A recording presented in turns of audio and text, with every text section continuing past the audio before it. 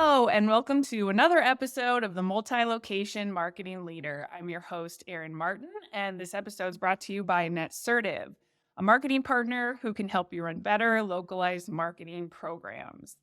Today, our guest is Matt Coffey. He's the marketing director at Mainline Brands.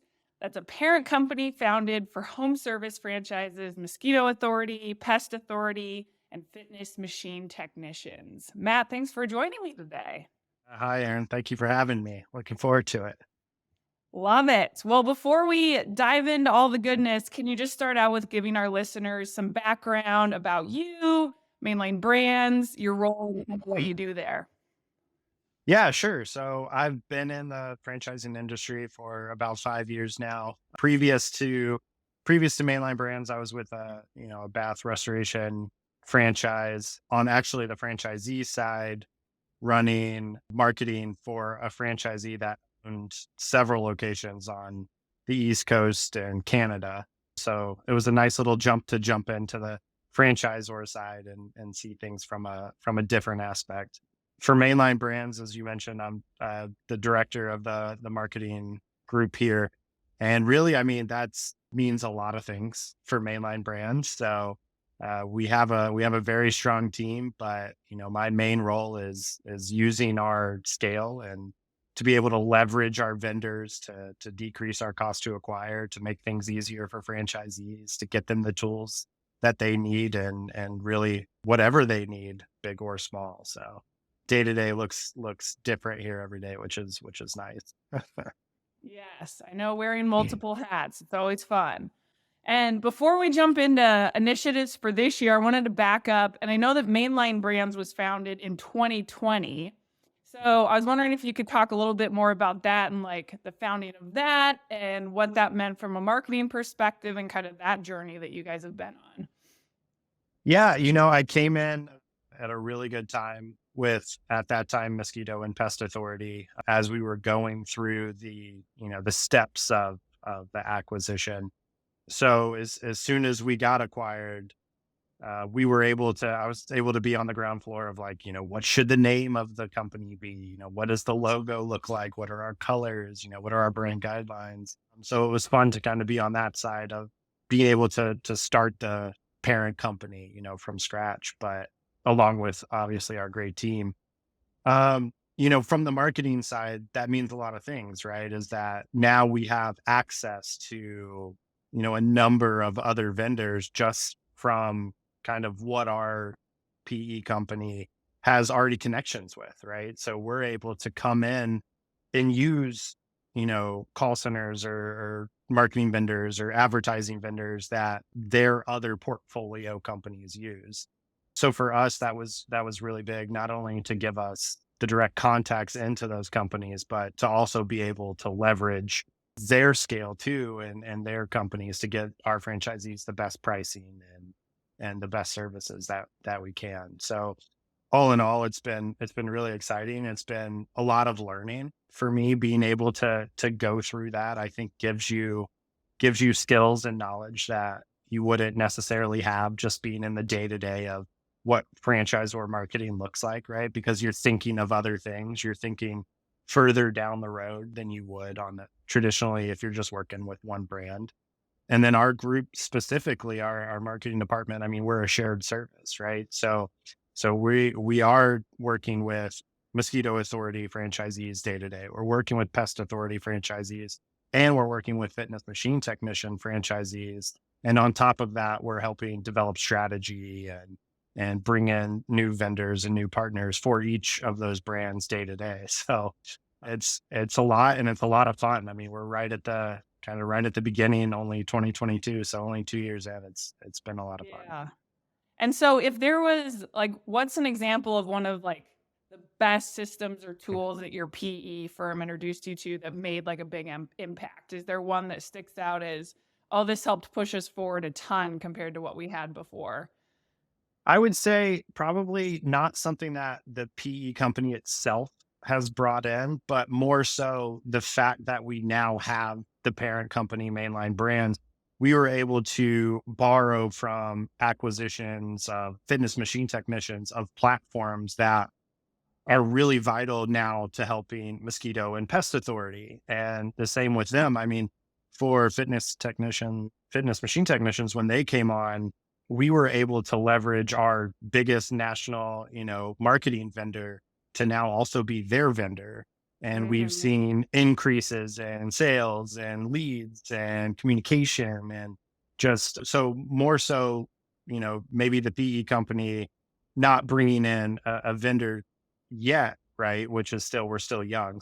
So it's still, I mean, we are working on some, but I don't want to talk about that specifically, but being able to bring our current vendors to other brands Yeah. that we're bringing on, you know. It's working well. Yeah, nice. So Yeah. throughout that journey, like, what would you say was the biggest challenge or maybe like warning for other marketers going through a similar thing? The biggest thing that you learned that maybe you do differently now that you've lived that process? I think I got really lucky because our CEO is very much like this was his world, right? So he was able to, I mean, he knew what he was doing. So it's not like we ran into a challenge that we couldn't overcome.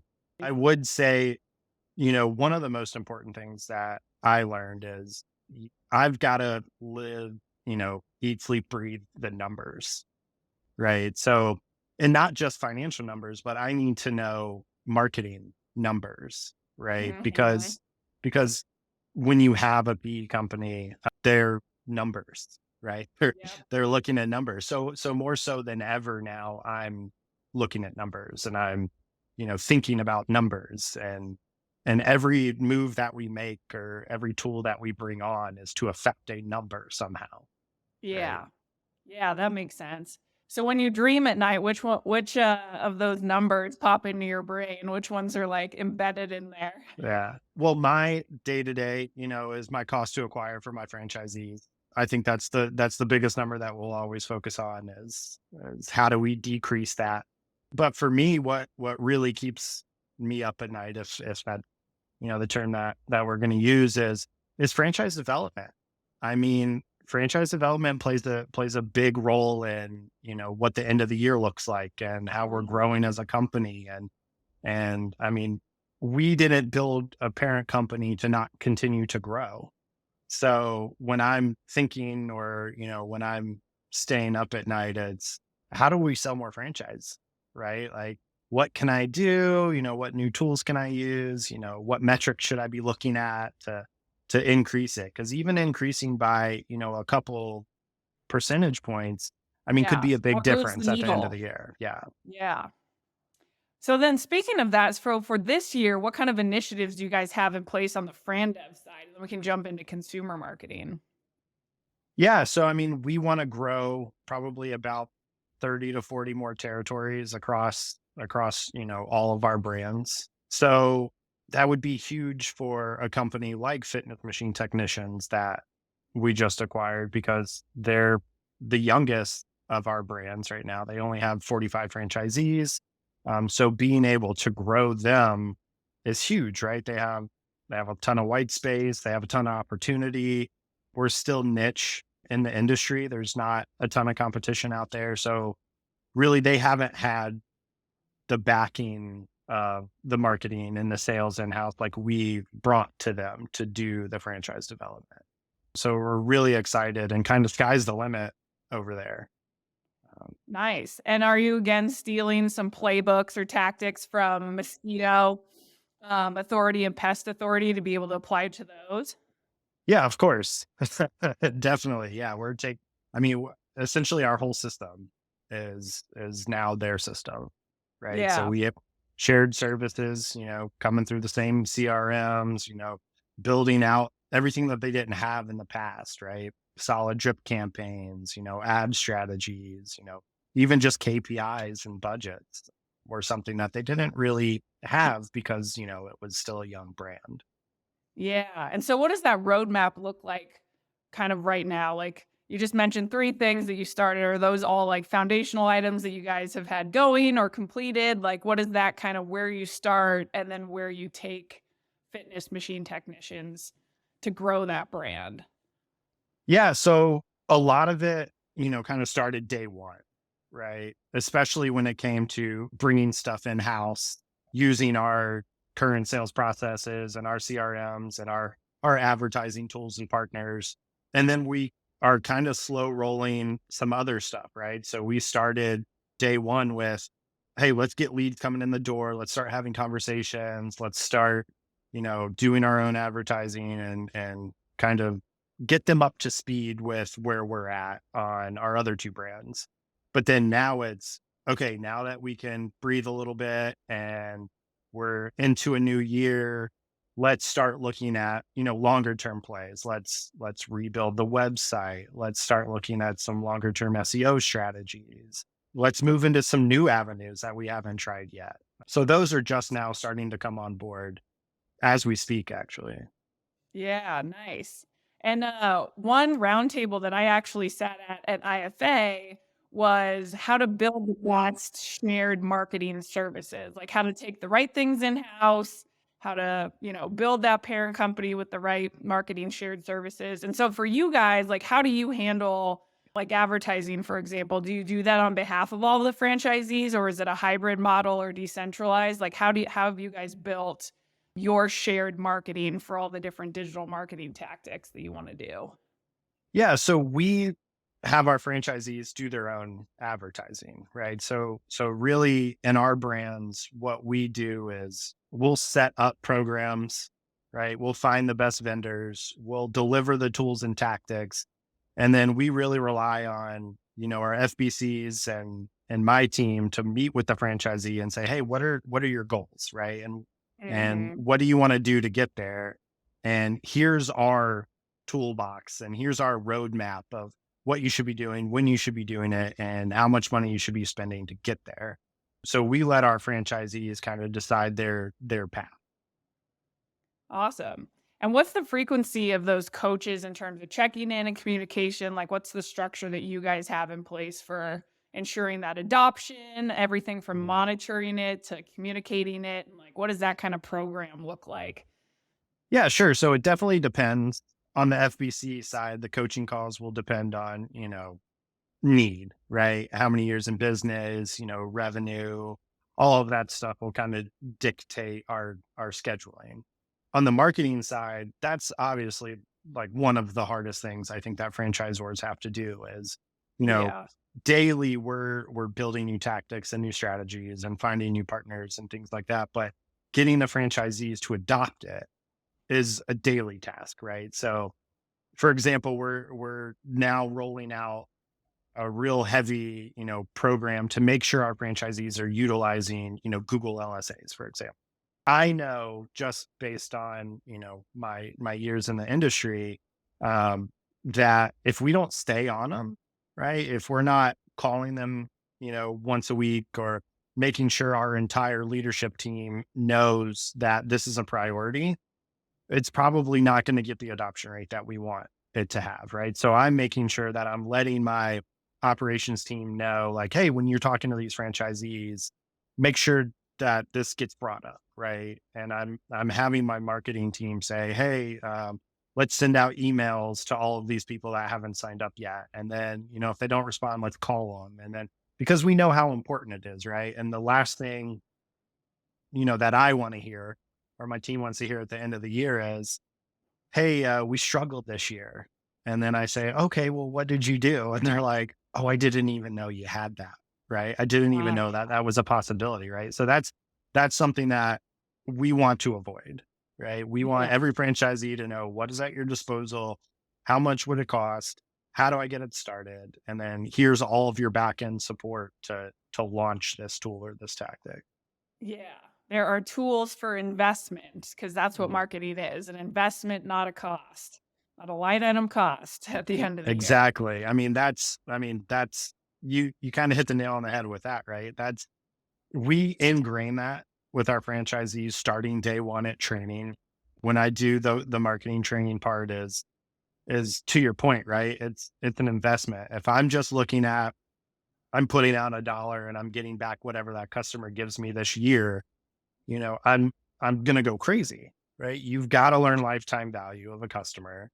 You've got to learn what a proper cost to acquire is. And if it in our industry and in our pest control brands, if I can say, hey, if you pay this one time, right, to dumb it down, if I pay this one time cost to acquire, and I know unless I make a mistake that my customer is going to stay with me for 5 years, wouldn't you do that every day? Yeah. Right? Because in a seasonal business like Mosquito Authority, for example, if I only thought of current year revenue from a customer, I would never advertise in July or Yeah. August, right? Because I'm at the tail end of my season. So Hmm. we've got to teach franchisees that no, they're coming back next year. They're coming back the year after. They're going to Yeah. keep coming back. So yes, it's an investment and it's got to be taught and it's got to be intentional when we talk to them to let them know, right? Yeah. And I like that simple example you gave too to kind of break down marketing metrics and why, something matters and the impact of it. Cause I think you can get lost if you're too academic about it, you can really get lost in just a calculation when Mhm. really you're trying to tell a story to be able to illuminate why it matters. So yeah, I like that. Cause I mean, personally, being a digital marketer too, it's like, all right, how do I like train to this in a simple way that they're going to remember and don't get lost in like just the calculation of ROI and, all that jazz. So Yeah. Yeah. I feel that. Awesome. So, what else on the shared services side? So, you kind of touched on the advertising piece. Is there other pieces that you guys have tried to build as a muscle, or maybe this year are trying to build as a muscle for shared services? Really, the only other kind of shared service that we have is the financial side, right? So our financial team is a shared service. So we want to make sure that we're looking at the right metrics because what's good for one brand is probably good for another brand, and it really helps us get a full picture, right? So when we sit down, we can say how is everyone doing by brand and by franchisees, by region, whatever that is. But that financial team is also one of those shared services. So ops, we have ops teams for Mosquito, Pest Authority, different ops teams for FMT because they're different, right? We Hmm. need that kind of specialty there. Um, but yeah, so the biggest one is obviously marketing because that's really where you can leverage the scale, right, to get that cost to acquire down. Yeah. And shared learnings. Yeah. Yeah. Yeah. So, what's working for you guys on the consumer marketing side right now? As far as a tactic or Yeah, tactics, like new way of doing something or, like yeah, I applying mean, one playbook I, to another brand. yeah, I think our biggest thing is the education, right? So Mm. obviously our web vendor was also able to bring on board FMT, fitness machine technicians, which allowed them to get a revamped website, better packaging, um, better advertising, all of that stuff that we had at the Mosquito Authority and the Pest Authority that we knew worked, right? We were able to bring that to them and say, hey, there's going to be a bunch of new stuff, right? And you're going to get it at a great cost because I mean that's why you go into franchising to begin with is because of that scale, right? If you had to pay Mhm. for this on your own, it would be you couldn't afford everything that you get here. So being able to bring that, across all three brands has been a big help for us. And for us, it's still that teaching and still that education and that learning because um, the brands are still so young, especially on the FMT side. It's about teaching them how to look at marketing, right? How to think about marketing. What metrics actually matter and what Yeah. don't, right? So for example, there's a lot of, franchisees and it happens a lot, right? Is like, "Oh, hey, like my marketing's not working." Right? And then the first question should always be like, "What do you mean it's not working?" Yeah. Like because there's a lot of it's not working, right? Yeah. That we can break it down to. If it's not working because leads aren't being driven, right? Well, then let's go into the toolbox and let's see what can we pull out? What are you currently doing, right? Yeah. If it's, hey, the leads are there, but I'm not converting. Okay, well now maybe we have a sales problem. Maybe we should go to scripting. Maybe we should listen to some phone calls. Um, those are two very different buckets that I don't think Yeah. franchisees, unless they really look at their dashboards, unless they really have a grip on what's coming in and what's happening, I don't think they know that. Right. Yeah. And I think that's on my team to educate and to say, hey, look, actually, right, your leads year over year are up, but your conversion's down. Yeah. And to them, maybe they have someone else answering the calls, maybe they have an office staff or something. They may not know that. Yeah. Um, so the education is big. I mean, for customer acquisition, I mean, nothing really beats, still the organic and the PPC. Social media is it's still there. We love social media advertising because you can get creative with it and you can have fun Yeah. with it. And it's just so inexpensive. The biggest difference though is that your conversion isn't going to be as high as something like a PPC or organic, right? We're getting in front of Not as people high that intent. yeah, we're getting in front of people that aren't looking for us, right? Yeah. But if we had something catchy and fun or maybe a video, we can catch people that are like, "Huh, I didn't even think about that," right? Or, Yeah. maybe I did just see a spider the other day and I wasn't thinking about calling a company, but hey, this is a great offer, so maybe I'll give them a Yeah. call, right? Or Yeah. so social media is still big. We're starting to play a little bit with TikTok. I'm really excited to see as the demographics on TikTok get a little bit older and they've got a great advertising platform that they keep improving. I'm really excited to kind of see what they bring. Um, Yeah. yeah, but Nice. I mean, those are always the big ones, right? Yeah, I know. It's interesting. Even I have been in some conversations that I've had with other marketers. It's like, all right, I know that TikTok's the big new thing, Chat.GPT, there's always something new that's coming out that you have to adapt to and evaluate. But like at the end of the day, there's still some major foundational thing that you There's those have tried and to do. true things, right? Yeah, like, are you Yeah, capturing people who are looking for what you have?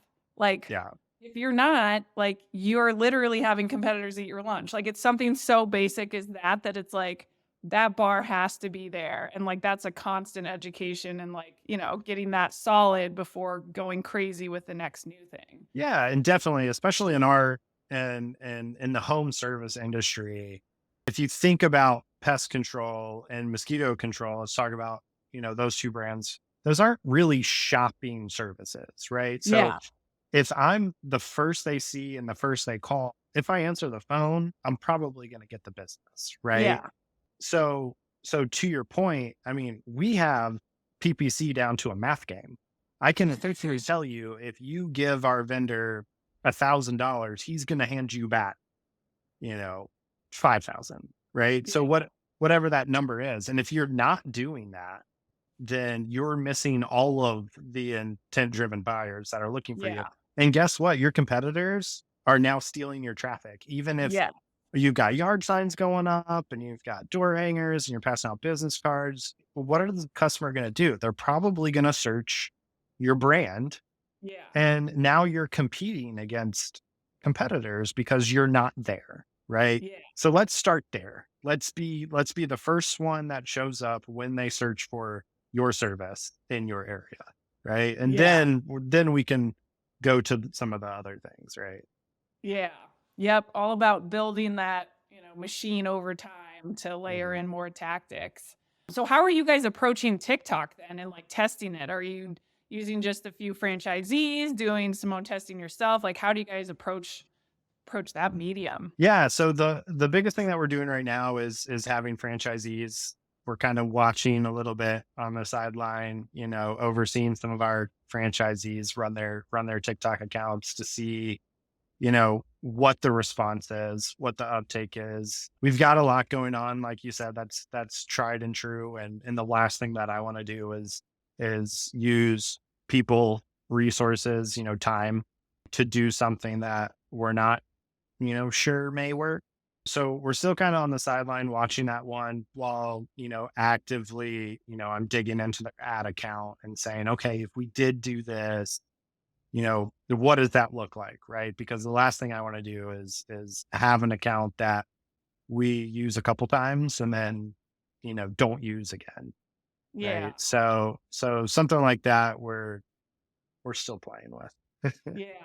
And so how did you set that up then? Did you have like do you have select franchisees where you gave them some direction of how to go about doing XYZ in a brand compliant way on TikTok? Or is it like you guys feeding them content? Like how did you set that kind of test and watch? Yeah, no, we have a couple franchisees that are really great marketers, right? And they're really good on camera, and they've got, the staff to be able to do it. So for those people, they kind of approached us and was like, "Hey, I want to do, TikTok." And then we have that same conversation. And it's like, the worst thing you can do is have 10 social media accounts and only be active on 4 of them, right? So Yeah. make sure you have the time to do it. And here's what we would suggest posting, right?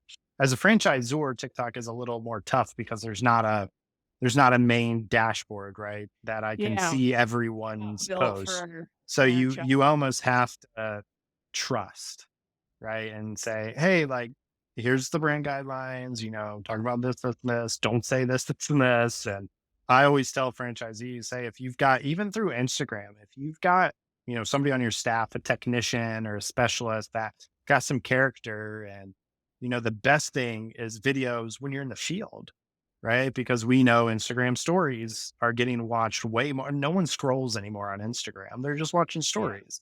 So, of course, you're going to get our corporate posts on your Instagram, but there's not a way to do corporate, stories as, feeders into the child pages. But if you have somebody that's a character, like, let them have a little bit of fun, right? Yeah. But yeah, so we want to be creative, and we want to let our franchisees have fun and have some freedom. But yeah, we definitely, through our marketing council, we talk about, hey, what are you seeing out there? What's working? What's not working?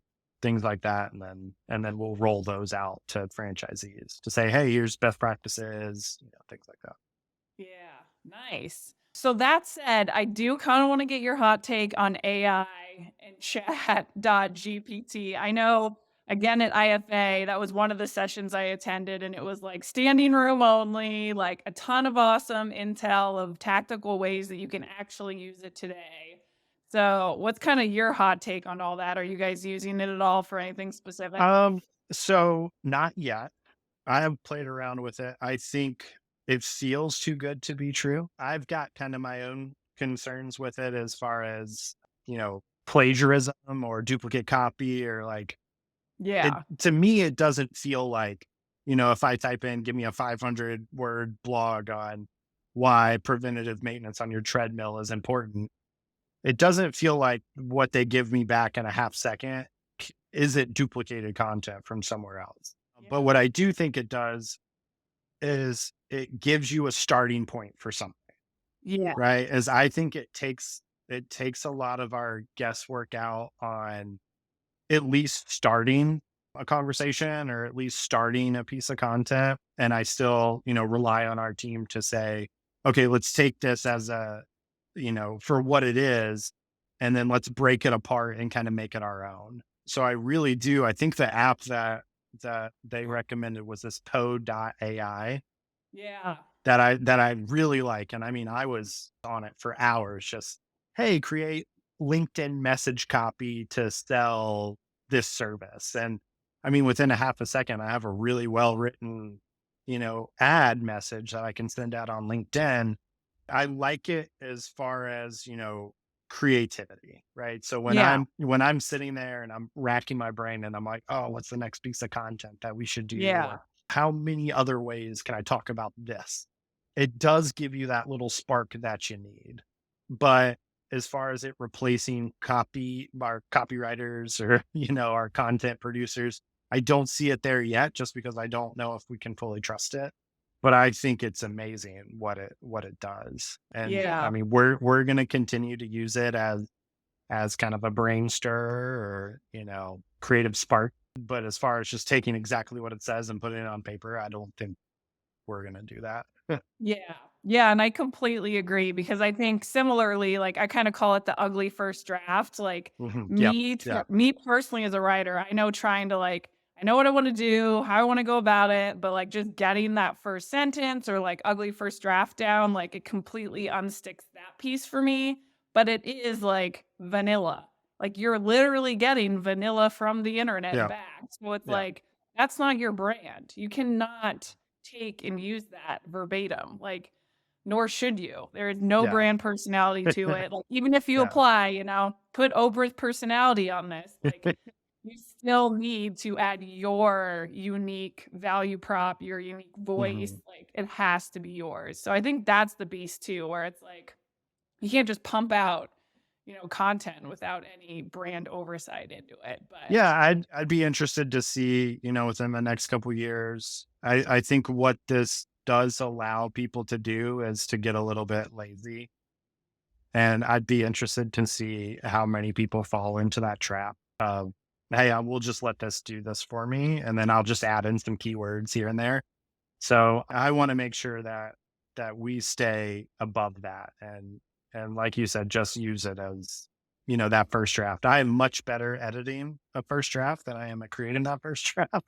yeah. So this does wonders for that. Yeah, and that's just on the content side of things too. Like, I think as marketers, there's other ways that we're trying to fix the customer, not fix, but improve the customer experience with like AI and chat on websites. Like, there's so many cool, features and functionality that are coming out to better figure out what someone's intent is, to answer a question with a chat bot, or even like, call centers being able to better queue up scripts based off of what someone's asking for and like learn more in real time. So I think there's some other pieces on the customer experience side where it's like similarly, if you're getting fancy and trying to apply AI to like inform what that improved experience is, you have to make sure it's actually improving Yeah, it. Like, you you're gotta make sure it answering it works, correctly. right? Yeah, you Yeah. gotta make sure it works. We had a demo of an AI product for a chat widget once, and everything was going well. And then, it was texting or messaging back and forth with this potential customer, and it said something like, the customer said, "Oh, I'm sorry, I missed your call." And then the AI interpreted sorry as a negative keyword, meaning that they're not interested. So the AI then Oh, responded with, hey, let us know when you're interested, with the next time or like something like that. So it's like, wait, so yeah. there's still that human element that that we like to have. But I think especially as time goes on, and we talked a lot about at IFA about how, websites may be, not going away, but there may be less emphasis on having websites because Google wants everything there, right? They're letting your GBPs be built out to such a massive level. Google LSAs are now there. They're making it to where people don't really need to go to the website anymore. Yeah. And, no clue what Google's taking that data and using it for. But the Yeah. customer experience and the customer journey is gonna be more and more important, right? How does the customer get to you? And the easier that we can make that, and the more information we can give them that's correct, right, to help them make a decision. Because people still, I think for the most part, by the time they call you, they've made a decision, right? And Yeah. they wanna learn it for themselves before they call you, or before they fill out that form. So the better we can optimize that customer journey, I think that's, the future. I mean, we're in it now with all the user experience and stuff like that. But the way that bot, and the AI is going to help somebody come in, and go to your site and maybe completely skip parts that aren't necessary. Right. I think Yeah. it's gonna be a big help for us, but it's gonna put another thing on us that we have to think about, right? Yeah. As how do we tailor the customer experience for different types of customers, versus just Uh-huh. here's your website and, we have a couple check boxes that can take you on a different journey, but it's now, hey, as soon as they hit it, AI is going to know what journey they should go on, Yeah. right? Yeah. Which is exciting. But yeah, when you think about just pure scale of like all the different things we're trying to do as marketers, it's Yeah. like, all right, that's like There's one add more that one thing. more on. Yeah. No big deal. Awesome. Well, I just have a few more questions for you before we close out. And this is kind of a fun, creative one, but I'm curious if there's like one thing that does keep you up at night, which you had mentioned Fran Dev. So maybe that's the answer. But if there's kind of one thing that keeps you up that you wish that you could just unstick and like get rolling faster or, like have that one off your plate, what's that one thing that you're kind of faced with right now? Yeah, I don't think it's taking a thing off my plate. And, I think it's the one thing that keeps me up at night. And I'm sure it's probably the same across the board with marketers and franchising is adoption. How do I get my franchisees to use the great tools and tactics and partners that we've provided and that we've built relationships with? How do I just get them to do it? Right. At the end of the Yeah. day, as a franchisee, it's your business, right? You only go as fast as you want to go. And your goal may be different than the goal that we have for you. And, your budget may be different than the budget that we have for you. So there's not a perfect world to say, hey, if I send out an email, then all of my franchisees are going to open it, read it, and take an action, right? Yeah. If I put something on our chat, 100% of franchisees aren't going to see it, open it, and take action, right? So it's what is that perfect medium to get all of our franchisees to know what we have, to utilize it, and then, to report back to us on what do they think? So right now, I mean, I think it will always be a very manual process.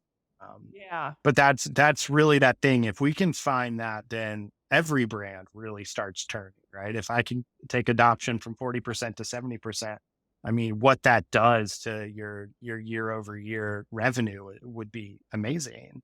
Yeah. Um, And the flywheel it drives when yeah, someone sees success and they see, another franchisee with that success. And so then they buy it and just that yeah. flywheel that picks up. And that's what we're starting to, we're trying to rely more and more on is our franchisees telling the success story, right? Because at the end of the day, I mean, Yeah. we're the franchisor, and of course, we're going to say, do this, do Yeah. that, this works, that doesn't work. But if we don't have case studies, if we don't have franchisees, saying it, sometimes it can fall on deaf ears and you can still be skeptical, right? It's still, oh, they're the franchisor. Of course, this is their partner. They're going to tell us this is the best idea. So we're really relying heavily on our council members to say, hey, can you give me 4 sentences, right, on why franchisees should do this, and or can you do a short video on why they should be using this tool, because franchisees want to hear from franchisees, right? Because Yeah. they see themselves in the other franchisee, right? Oh, they're doing that and they're doing it well, I can do that, right? I'm the same person, I have the same brand, my territory data is the same, right? So why am I not successful, or why am I less successful than this franchisee? Yeah. So yeah, relying on franchisees to help other franchisees is big for us.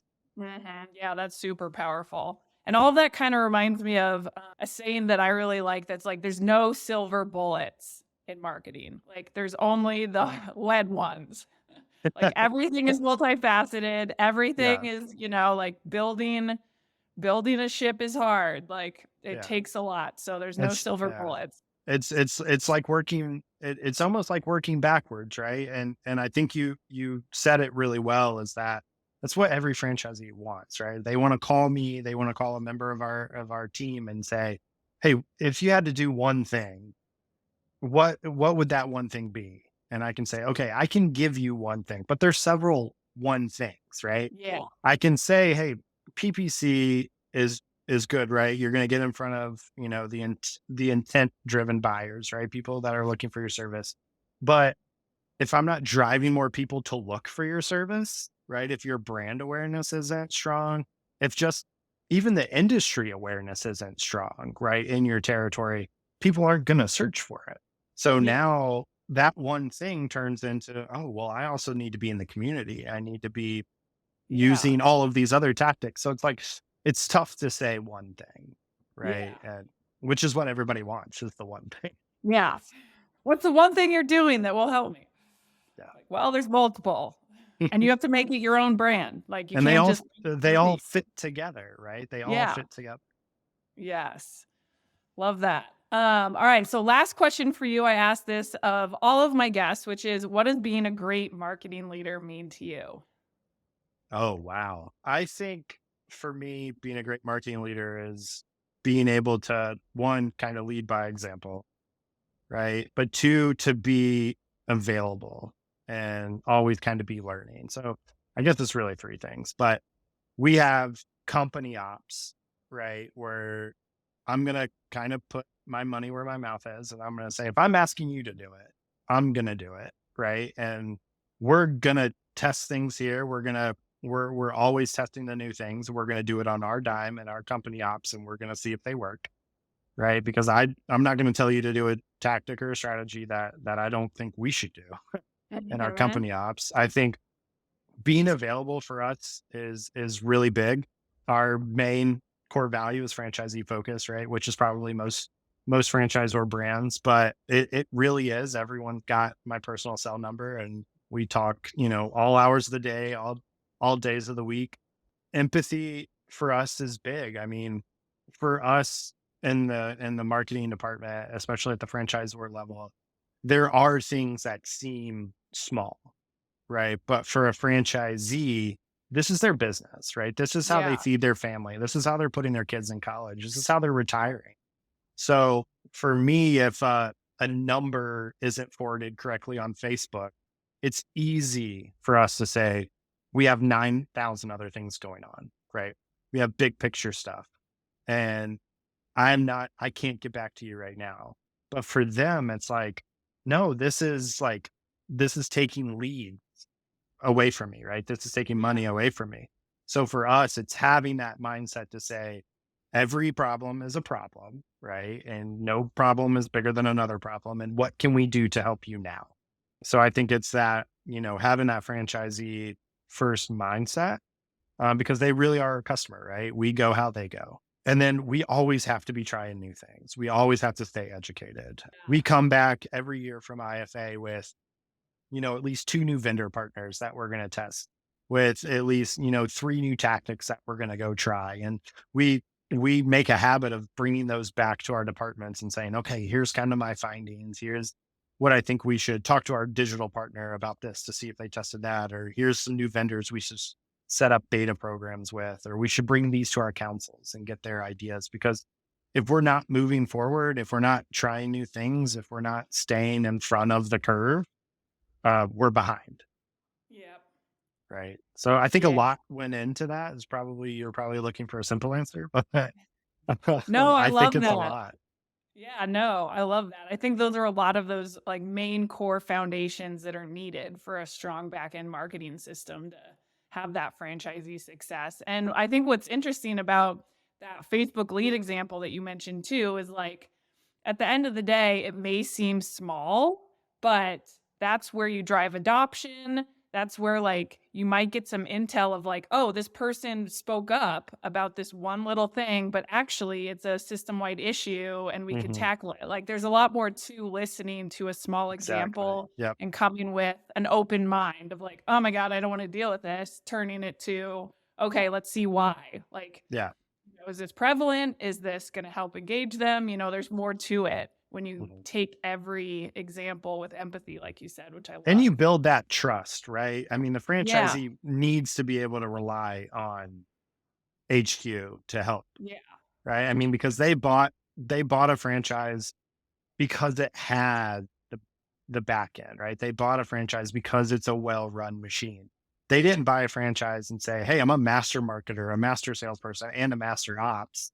They Yeah. bought it because maybe they don't know marketing, right? Maybe they don't know operations. They need to be able to rely on us. Yeah. And I mean, that's the biggest thing. If they're happy, if we have good two-way communication, then I mean, sky's the limit. Yeah, trust is huge. I've been a part of so many different teams, and you can absolutely tell the just productivity level, the happiness level, career satisfaction level that's different between a team that has trust and are leaning in and invigorated versus one that's there's no trust, so everyone leans back and is like, ugh. And you can tell the performance from it, and just like very drastic way of working. So Yeah, definitely.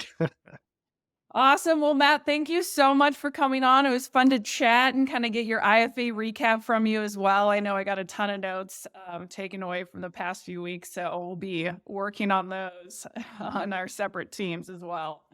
Yeah, thank you for having me. Awesome.